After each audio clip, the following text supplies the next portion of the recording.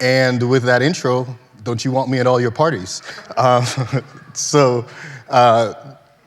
afternoon. I don't even know where I am right now. I'm in London, coming from New York, but I'm here today to introduce to you Morphir and its integration with Scala. That's in small, it's there for a reason, but let's go on the ride. First, let's introduce myself, and the clicker isn't gonna click. Oh, there we go. All right, so like I said, Damian Reeves, distinguished engineer, Capital One, you know, the what's in your wallet company. All my thunder stolen by Adam. I love functional programming languages. I love compilers. Domain-specific languages is open source software. Apparently the fun fact is I will say that to you over and over again. I'm also a maintainer in the FINOS, Financial Services Open Source technology group, and I maintain projects known as Morphir, Morphir Scala, Morphir JVM, and coming soon, Morphir Rust and Morphir Go. It's a whole lot of weird word, but that word Morphir that you just heard, you probably never heard about it before, but it's good news. There's a presentation for that. You're here, right place, right time. So let's go really quick through what we're gonna do. Gonna do a little hello whirlwind tour of what this Morphir thing is. Show you this Morphir IR. It's really the value proposition that we have for Morphir. Talk a little bit about the tooling and talk a little bit about the Scala and the ecosystem around it. Right, so let's make a case for Morphir, right? So Morphir allows you to leverage the power of your business logic by storing, sharing, translating, and visualizing it. This is probably the presentation you're gonna hear the word business more than you will any other presentation. So yeah, we're talking about business logic. So I see all you're excited, right? Aren't you excited about business logic? But seriously, Morphir, as a set of tools, it's a set of tools and technologies that allow you to work and to save your business logic. Don't want to read everything that's on there, but Morphir is composed of this library of tools that facilitates the digestion of business logic into multiple different languages and platforms. Why is it important? Morphir makes business logic portable, and by turning your business logic into what everything else is these days, it turns it into data. Right? We're in the big data world, we're in the era of data. So this enables you to move your business logic across systems, across departments, across organizations, and it's in a programming language agnostic data format. So a little more about Morphir. The business logic, when it's encoded as data, also it can be converted to new languages. And when I'm saying languages a lot, as you heard, I like programming languages. So of course, you can go from one source language to another destination language. And Morphir ensures that this entered business logic, it conforms to the strict standards that Morphir desires of all things that work with the Morphir IR. And that strict foundation allows for future-proofing for all new implementations that attach to the Morphir toolchain. So real quick, how does Morphir work? Morphir defines the standard format for storing and sharing, here's the word, come on, drink, business logic. Morphir provides APIs and tools to integrate technologies. Once you've got your business logic in this converted format, then it's all about an ecosystem of tools to take this data format and allow you to translate it and to do really nice data-y things on it. Those words. So what's the benefit? Lots of benefits. I want to really get through this real quick, but if you refactor your code, one of the things about business logic, as much as I said it a lot of us on our day-to-day jobs, we do not spend a lot of time on business logic. Why? Because we're worried about our AWS information. We're worried about our Spark clusters. We're worried about Kafka. We're worried about surrounds and the technologies which your business logic runs on. But the reality is, the most important thing that's in any of your systems is your business logic. It is that code that drives value for every business, whether you're a small business or you're an enterprise. It is your secret sauce. But of course, when we get newfangled technology, let's say suddenly we're on Kafka and a new CEO comes in and he's all about Spark, and now you have to be on Spark. Invariably, what we always seem to do is rewrite our business logic. But your business logic doesn't care if you run on AWS, Azure, or GCP. It's just business logic. So Morphir allows you to capture that in data. It ensures that you have correct business logic. I'll talk about that a little bit more later. It allows you to increase agility because the tool chain is really about letting you work with, I said it again, your business logic in this data format. And you can then kind of disseminate knowledge because you can see how you can translate your business logic onto the target platforms. So you can, we'll see more examples as we go through. All right. Probably sufficiently confused you about what Morphir is, so let's get even deeper with some more geeky terms. Let's talk about the Morphir IR. Morphir IR is this intermediate representation that's the centerpiece of the ecosystem of Morphir. And it embraces this thing that I talked about before, functional domain modeling. And at its core, what the Morphir IR allows you to do is to use the functional paradigm to model your business logic. I'm talking about pure function, I'm talking about data, I'm talking about immutable things. The fact of the matter is, if you're making a payment calculator, do you really need an effects system to do that? No. If you really want to, calculate, keep it simple, 2 + 2, don't need an effects system to do a simple calculation. Or if you want to check if in the presence of some condition, whether you want to make a decision, also, it doesn't need effects. You can do that in a referentially transparent, purely functional manner. And that's what the Morphir IR supports. It supports all this. Let's talk a little bit about what you get in the box with the Morphir IR. So you get this pure, functional data format that allows front-end languages to encode data types, all the stuff you're used to, functions, ADTs, all union types, records, tuples, all the items you're used to. It's strongly typed, right? This is a strongly typed data format. It's modular. It has the concepts of encapsulation and modularity built into the data format. It allows you, and this is how I think Morphir is different than many of the other formats you'll deal with, it allows you to use logic as values, and you can embed logic as values. So you're not only just describing the schema of something, you're not only describing the API surface area, but you actually can store your ifs, your pattern matches, all the things that you need to make a decision within your business, right? It's distributable. Packaging is a part of the IR format, and it thinks about packaging, and it's complete. It's able to be mapped to other data formats without a loss of data, because the reality is most other data formats are really focused on schemas or API definitions. They don't go as deep as to go into, hey, what's under the covers of that function definition that you have in your API spec. Morphir allows you to do that. A little deeper still. So I talked about types. Here's some examples of what you get in the Morphir IR, just to show how different it is from everything else. You get type, I'm talking about the type level now, and think about Scala a little when I talk about the type level. At the type level, you get variables. You get type level variables. That's kind of like the A in your list of A. That would be a type level variable. You get references, so you can refer to types, such as a type that I have here called Morphir SDK int.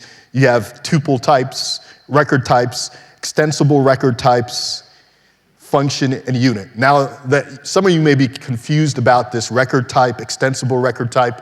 One thing I didn't mention, Morphir IR, as we were working on this, and And I was a member of a team at Morgan Stanley who was actually working on this before we open sourced this and gave it to the financial service open source community.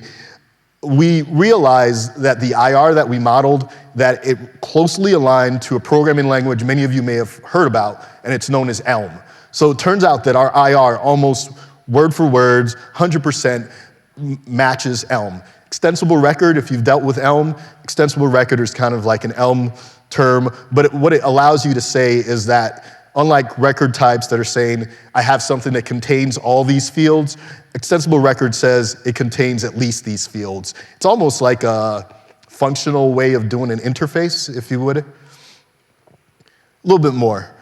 So not only do you model things, as I said, at the type level, you can use type level things to model schemas, to model data types. That's the stuff you're used to. But what you can also model is what's inside the functions, right? And so Morphir allows you to model values. You know, you've got literal values, booleans, characters, and so forth. You can model constructors, right? Because I've talked about types. Morphir allows you to create types. You've got tuples, lists, and record types as well that you can create and use directly in your logic, and you can refer to your own custom types. I say that word custom on purpose because you can extend this. This is not a closed system because everything that you define gets defined in terms of Morphir types as well, and it keeps going on, just like any kind of programming language would allow you to. Some more, you can, of course, all the things you can have in the value. You can access fields, you can access fields as functions, and you can do function applies and lambdas. Because it's a functional programming language, and as I said, pure functional programming language, then once again, Elm, for those of you who know Haskell, Elm has a similar Haskell-esque feel, but you have things like bindings with lets. You can do recursive let definitions. Coming down, you can do type destructuring. Of course, if then else, don't need an example for that. I hope you know what if then else looks like. You can do pattern matches. You can do updates on records. And yeah, unit, why not? Because unit. Got all that? Cool, all right, awesome stuff. So Morphir is not just another interface definition language. This is not your Avro, this is not, your Thrift, it's something more. And that's what's really interesting about Morphir. And so, cool. What makes Morphir really cool is the tooling. So I wanted to take some opportunity to tell the story of the tooling of Morphir, right? So how does tooling in Morphir really work? Well, it's all about, if you've dealt with programming languages, I think some of you may have, anyone here ever dealt with the programming language? All right, yeah. All right, if you dealt with the programming language, there's compilers, transpilers, there's a pipeline of how we take the text that you have on your screen in Visual Studio Code, IntelliJ, whatever, and it turns it into something that you can work with. And that's the idea that Morphir has, that you take some sort of front end. And when we talk about front end, I'm talking about languages, right? So you can have whatever your front end language is, you do some sort of step, I call it Morphir make here, to take and translate that front end language into the Morphir IR, and then we do additional transformations on the IR. And then out of the back, we have backends. We have backends that generate Scala code, backends that generate TypeScript code, backends that generate JSON schema, for example, and backends that also visualize the IR. And you can add your own because that's kind of the whole point. It's not just about a closed system of tools, but it's an open ecosystem that you can extend. All right, and with that, I'm going to attempt to do a little bit of a demo of Morphir for you guys. And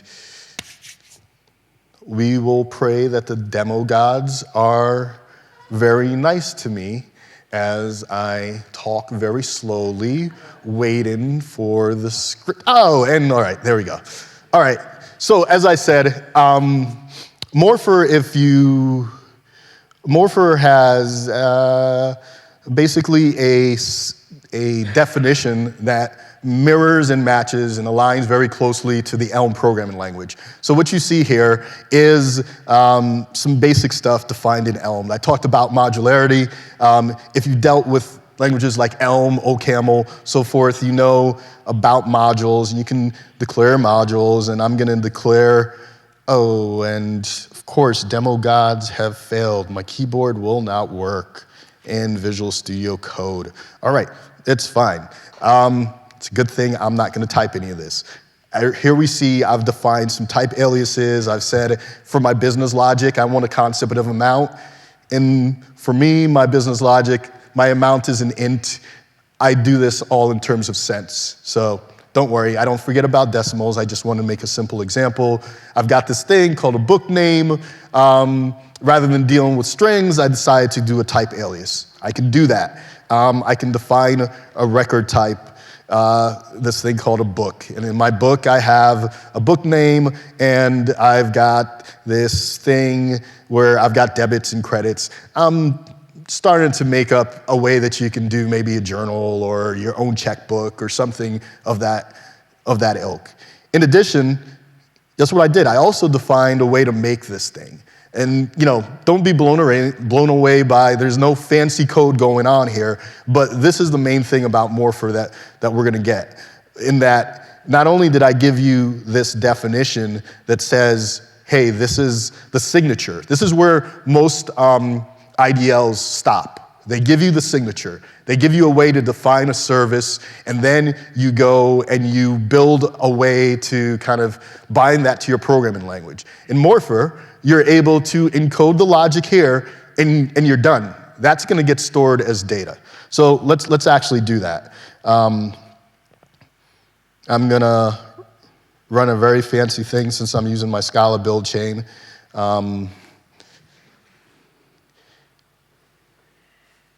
And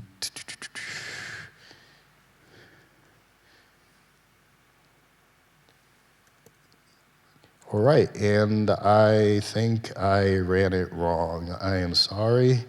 Of course, demo gods.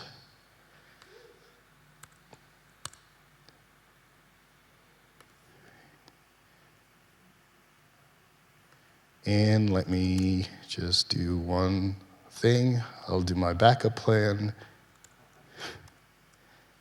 Always have a backup plan. Rather than use my local build, which I probably shouldn't have done in the first place, I will say,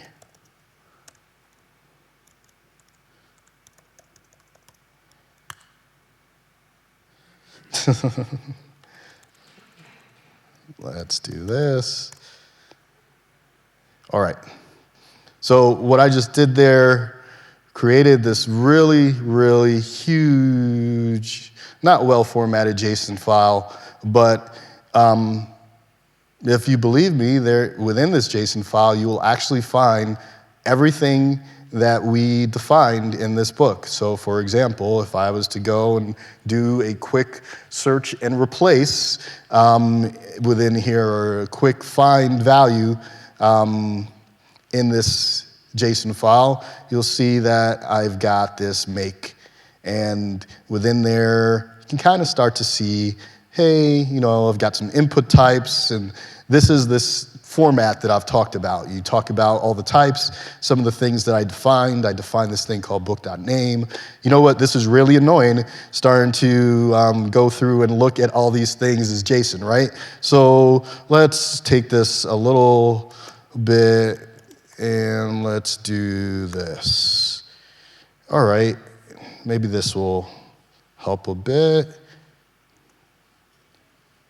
And come on, come on.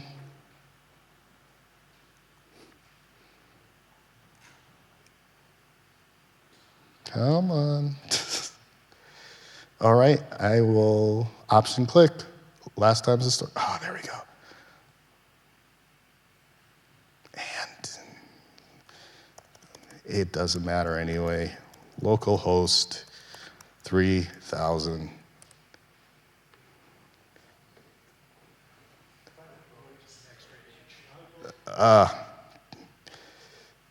Thank you. You all passed the test. It's really hard to see. The lights are bright. And yeah. All right. So, all right. I don't have to look at just JSON. I can actually visualize, and I can get some more information about the types that I just defined. I'll see that I have a type in here called amount. I'll see that I've got books, I've got whatever. But within here, I also have this thing called make. And I did a really simple thing, but I talked about how you can visualize things and you can transform. So one way that you can do is you can kind of actually play with this thing and put some values in here. Yeah, my name is Damian. And then there's some other things it allows me to actually do some degree of unit testing. I get to save some formats and do tests on my business logic, and that gets stored just as JSON, as data again, that you can have your own tool to translate that into other tests and so forth. All right, my time is almost up, so let me go really quick and finish up. So in the end, what do we have? I'm telling you about the Morphir IR and how it's in the Scala ecosystem. So you've got all that available. The bulk of the tool chain to this point has been developed on Elm, which makes it available on Node and in JavaScript. But it has, as I said, generators for Scala. It's had that for day one. But what I've been working on with my team at Capital One, as well with some help from people like Adam, is that we've actually gone ahead and we've done some stuff, and we've defined the IR in Scala, and I'm in the midst of, we have a Scala 3 compiler plugin that allows you to write your code in Scala, transpile down to the Morphir IR. Got a Scala interpreter coming, workspaces to allow you to work across different modeling languages and to get it all packaged up so you can model in Elm, model in Scala, transpile down to the Morphir IR, depend on a model that was written in Elm, and use that model in Scala.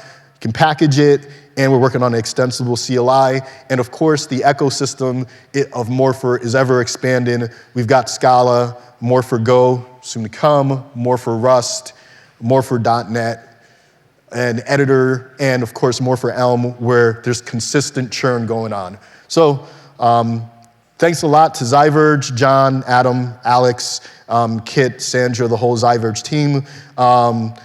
As I mentioned, Financial Tech Open Source Foundation and the members, founding members, Stephen Goldbaum and Atil Mahali of Morphir, and my entire Capital One family, I want to say thanks. And thanks to you all.